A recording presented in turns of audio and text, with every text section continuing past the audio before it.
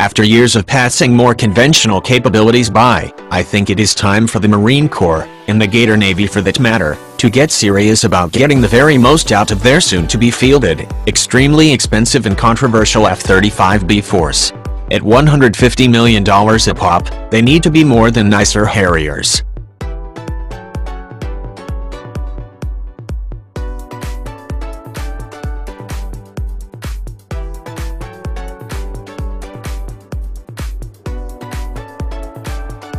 Treating it as an advanced Harrier will hardly leverage the huge investment in opportunity cost and treasure that this aircraft represents. The uber-complex F-35B, with its unique capability to take off and land in short distances, while retaining a decent majority of the conventional F-35A's range and payload, is really a fantastic capability that makes this particular model of the Joint Strike Fighter the most strategically relevant out of the three variants. With the fielding of the F-35B, the Navy almost doubles its theoretical first day of war, fixed-wing capable, carrier force. This means that more ships capable of operating high-performance, low-observable, multi-role fighters can be in more places at a single time. This enhancement to America's naval power projection capability will complicate the war plans of any potential peer-state belligerent, and will result in a highly relevant strategic boost for the U.S., especially in the dawning age of air-sea battle and the Obama administration's attempted pivot towards the Pacific theater. The short takeoff and vertical landing optimized F-35B is so capable because its close relatives, the USAF's conventional runway-operated F-35A and the Navy's catapult and arresting gear, cat and trap, configured F-35C, paid a huge price aerodynamically and conceptually in order to include the short takeoff and vertical landing, STOVL, requirement into the Joint Strike Fighter's basic design. In the name of commonality, the F-35B, with its huge box-like central lift fan, along with its complex drivetrain and downward swiveling exhaust nozzle, basically handicap the aerodynamics, and in essence the very concept, of its more conventional Navy and Air Force brethren. In other words, some would say that the F-35 was built as a STOVL aircraft first, and then adapted to a standard and carry a fighter second, instead of the other way around. The F-35B design demand of lifting 20-plus tons, near vertically, on a pillar of thrust, are simply so consuming that they compromised the potential performance, and to some degree the cost, of the other two more traditional, less engineering-challenged F-35 variants. Oddly enough, the Marines' F-35B order only represents about 14% of the DoD's total F-35 buy, yet the other 86% of aircraft will handicapped by the F-35B's unique design requirements. When the JSF's baseline design was finally locked, the aircraft was left with a massive fuselage cross-section, as well as a single engine with a huge circumference. This, along with many other STOVL-related design results, gave the more numerous A&C versions of the jet an airframe that is far less than optimal given their basic sub-design's goals. This conceptual strategy, known as commonality, was supposed to save money and speed the aircraft's delivery to the front lines when compared with building 2 or even 3 separate primary designs that share avionics subsystems. This strategy, one that many predicted was more of a sales ploy than a relevant procurement and design concept, has now been proven to be far less than ideal, and its benefits borders on nil in actuality. Once you set aside the constant flow of It's Always Sunny in Fort Worth, where Lockheed builds the F-35, manufacturer propaganda, the stark reality is that if the Joint Strike Fighter program had not been bogged down with the STOVL requirement, the Air Force and Navy, and the other nations that are now customers of the F-35, could have likely had a much better fighter. One that is more robust, features better range, super cruise capability, enhanced payload and much greater agility, and all at a lower price tag. So, in the end the Marines will get the finest replacement for their AV-8B's Harriers that they could have ever wished for, while the USAF, Navy and partner nations, over 90% of the F-35's entire production run, will get an aircraft that has paid dearly for granting the Marines their golden short takeoff and vertical landing 5th-generation fighter wish.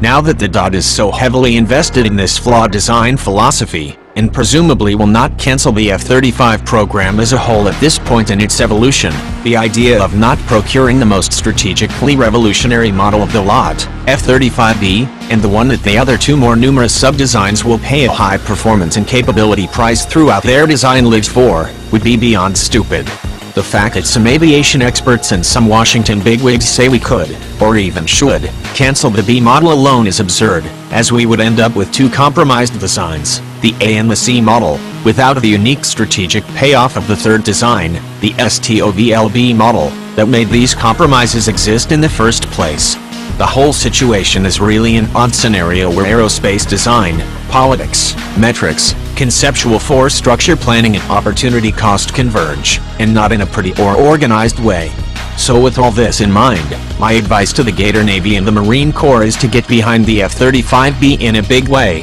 and this goes far beyond fighting to see that the aircraft is not cancelled and rushing it past an erroneous initial operational capability goal line.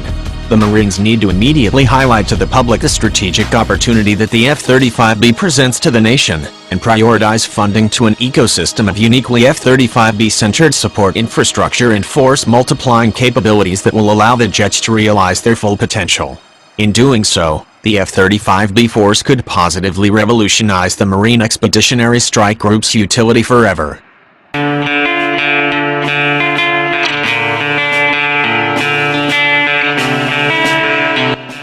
The idea that the F-35B will work like its predecessor, the AV-8B Harrier on the decks of Navy amphibious assault ships really does not give the aircraft's attributes the credit it deserves. Deploying a state-of-the-art, low-observable, supersonic and highly networked asset like the F-35B in place of the Harrier is like trading in a 1960s Mustang Cobra for a brand new Corvette and then just using it to do burnouts. A metaphor that is both accurate in regards to the aircraft's capability and its complexity. The AV-8B is missionized and tasked primarily as a close air support asset, although the classic jump jet, at least those AV-8B plus jets equipped with second-hand APG-65 pulse Doppler radars, have recently received the ability to employ the AIM-120 AMRAAM operationally. Seeing the F-35B in the same light, as primarily a close air support asset, is ridiculous. The F-35 was built to penetrate enemy air defenses and strike at the heart of their ability to wage war via direct attack for low and medium-class counter-air environments, and via the use of standoff weaponry for extremely high-threat scenarios.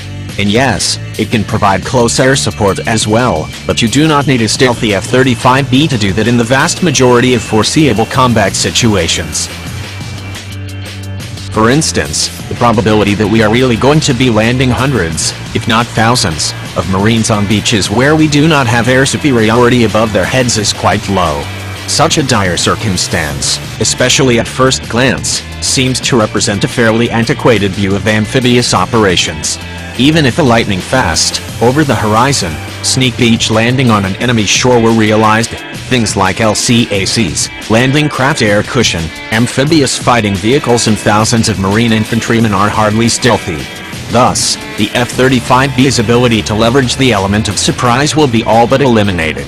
With this in mind, the question arises, do we really need stealth assets overhead during a beach landing at all? In a time of emerging long-range precision naval fire support and helicopter gunships bristling with guided munitions, there are many other, and far cheaper, options for close air support than a relatively short-range and high-speed stealth fighter. In most circumstances, the F-35B will do the close air support job far better than an upgraded AV-8B Harrier, but where the F-35B's real talents lie are in its ability to give the Marines and the Gator Navy much more than just a new high-speed precision close air support platform.